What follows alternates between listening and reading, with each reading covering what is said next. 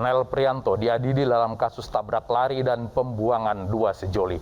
Perwira menengah TNI itu didakwa pasal berlapis, termasuk pembunuhan berencana dengan ancaman hukuman mati.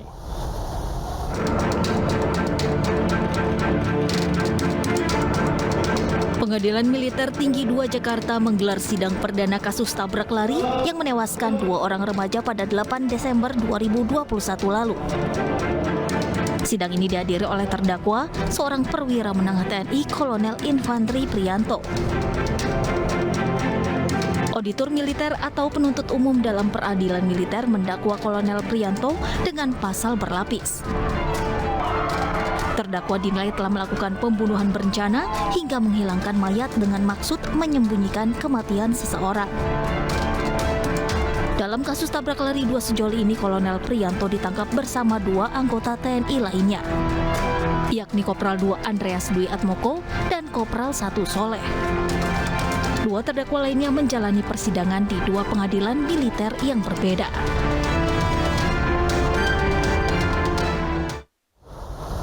Hingga malam ini sudah hampir 12 jam selebgram Doni Salmanan diperiksa di Bareskrim Polri dalam kasus penipuan opsi binari. Kita akan mengecek ke sana apakah pemeriksaan sudah selesai. Ada Yosefina Damaris yang saat ini berada di Bareskrim Polri. Yosefin, kami melihat dari sini sudah ada persiapan untuk konferensi pers. Apakah pemeriksaan sudah selesai? Ya, Latif, benar, kami bersama awak media lain masih menanti konferensi pers yang sedianya tadi dijadwalkan akan berlangsung pada pukul 20 waktu Indonesia Barat, namun sudah 1 jam lebih masih belum dilaksanakan. Nantinya akan disampaikan langsung oleh Karopenmas Divisi Humas Polri, yakni Brigjen Polisi Ahmad Ramadan. Kalau berbicara soal pemeriksaan, tadi di Doni Salmanan ini tiba di Bareskrim Polri pada pukul 10.35 waktu Indonesia Barat. Artinya benar sudah lebih dari 10 hingga 12 jam yang bersangkutan diperiksa, namun sepertinya belum selesai begitu karena konferensi pers belum dilangsungkan. Tadi tiba di sini kepada awak media sedikit menyampaikan bahwa ia menyerahkan proses hukum yang berlangsung kepada polisi untuk dilakukan secara ataupun seadil-adilnya begitu. Dari pemeriksaan hari ini memang Doni Salmanan sendiri diperiksa dalam kapasitasnya sebagai saksi terkait dugaan ataupun kasus dugaan penipuan berkedok trading binary option pada aplikasi Quotex dan juga aplikasi lainnya begitu. Dan dari Doni sendiri memang dilaporkan oleh salah satu korbannya, RA, pada aplikasi Quotex, dan laporan ini terregistrasi pada 3 Februari 2022 lalu. Dan selain RA, hari ini juga ada 3 tambahan korban lainnya dari Doni Salmanan yang ikut hadir ke Bareskrim Polri didampingi oleh kuasa hukum ketiganya untuk melakukan birokrasi ataupun pembicaraan lebih lanjut terkait perkara ini, di mana tadi disebutkan bahwa ketiganya ini mengalami kerugian ratusan juta hingga miliaran rupiah.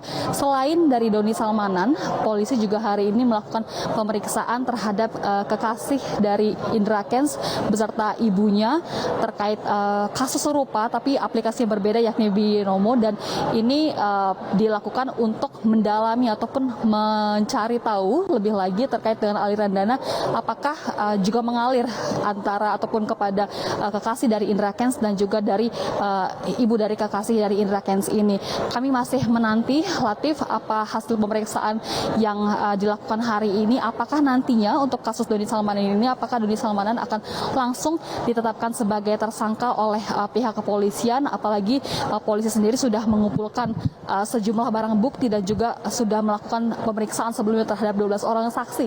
3 diantara merupakan saksi ahli dan 2 merupakan dari perusahaan Gateway begitu. Latif. Apakah selama 10 jam diperiksa di dalam, Yose tidak mendapatkan penjelasan dari kuasa hukum atau kepolisian terkait suasana pemeriksaan itu? Polisi masih belum memberikan keterangan sama sekali kepada awak media, namun tadi pada saat pemeriksaan berlangsung ada dari kuasa hukum yang mengaku adalah kuasa hukum dari ketiga korban dari Doni Salmanan yang datang ke Bareskrim Polri di sini untuk melakukan berkonsultasi begitu perihal perkara kasus dugaan penipuan ini, namun tidak menjelaskan pasti bagaimana perkembangan dari pemeriksaan yang berlangsung dari kuasa hukum ketiga korban ini. Hanya memastikan apakah nantinya ketiga korban ini perlu membuat laporan yang baru atau mengikuti proses yang berlangsung dan hanya semata-mata mendampingi ketiga korban yang menjadi korban dari Doni Salmanan ini, Latif. Baik, Yosefina Damaris, kami tunggu laporan Anda selanjutnya dari Bares Krim Polri. Selamat malam.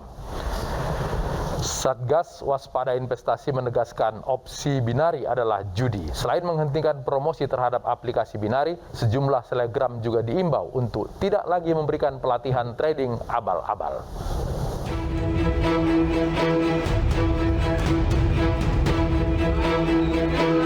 Pacar Indra Kents, Vanessa Kong beserta orang tuanya tiba di Bares Krim Polri sekitar pukul 11:30 waktu Indonesia Barat. Pacar Indra Kents beserta keluarga diperiksa sebagai saksi dalam kasus aplikasi Binomo. Dalam kasus ini, Bares Krim Polri telah menetapkan Indra Kents sebagai tersangka. Tidak hanya pacar Indra Kents, kasus opsi binari yang menyeret Crazy Rich Bandung Doni Salmanan juga memasuki babak baru. Doni diperiksa sebagai saksi atas kasus laporan dugaan pidana pencucian uang dan penipuan.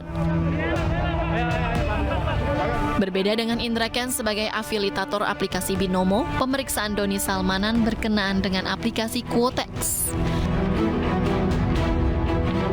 Menurut Pusat Pelaporan dan Analisis Transaksi Keuangan, kalangan yang kerap dijuluki Crazy Rich patut diduga melakukan tindak pidana pencucian uang dari investasi bodong dengan skema Ponzi.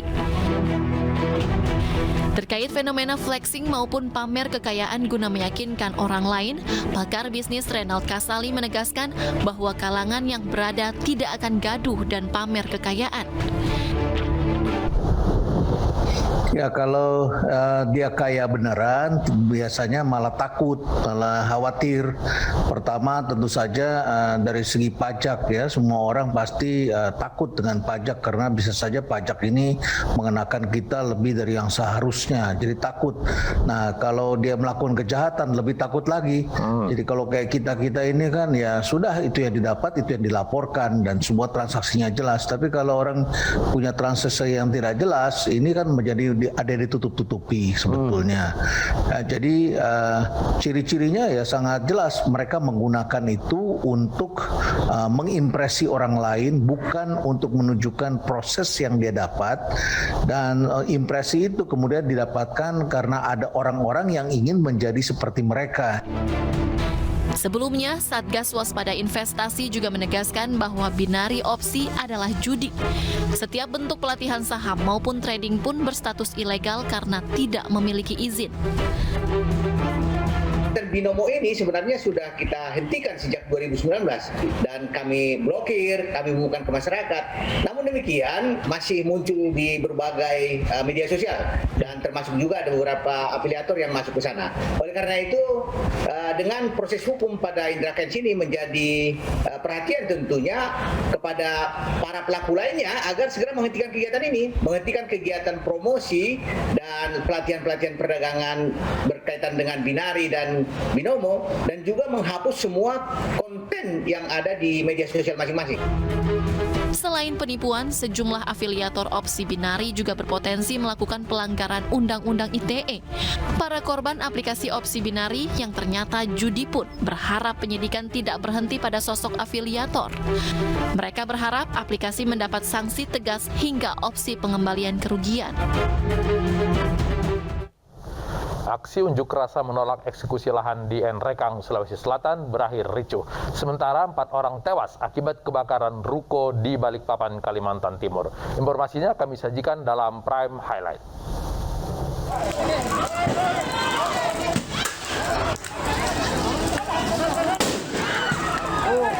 Aksi bentrokan yang terjadi antara polisi dengan warga yang menolak eksekusi lahan di Nrekang, Sulawesi Selatan pada hari Senin kemarin sempat membuat polisi kewalahan. Masa akhirnya dapat dikuasai setelah polisi mengambil tindakan tegas dengan memburu dan menangkap massa yang anarkis satu persatu.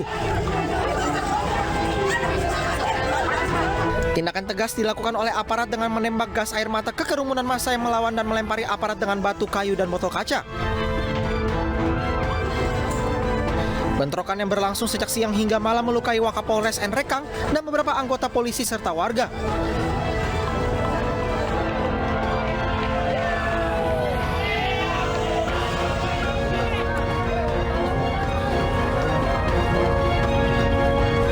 Korban keempat kebakaran ruko di Balikpapan sudah dievakuasi. Evakuasi sulit dilakukan karena korban terjebak reruntuhan.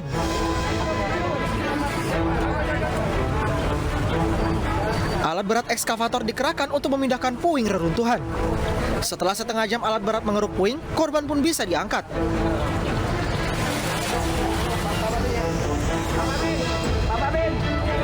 Jasad yang tertimbun reruntuhan bangunan dibawa ke Rumah Sakit Bayangkara. Di rumah sakit sudah ada 3 jenazah lain yang ditemukan sebelumnya. Sementara tim Laboratorium Forensik Surabaya bersama tim Inafis Polresta Balikpapan melakukan olah TKP. Tim mengumpulkan sejumlah sampel yang diduga kuat sebagai penyebab kebakaran. DJ Una diperiksa polisi usai aksi tanggung mengabaikan protokol kesehatan. Kami segera kembali. Ini sidrak, Bos.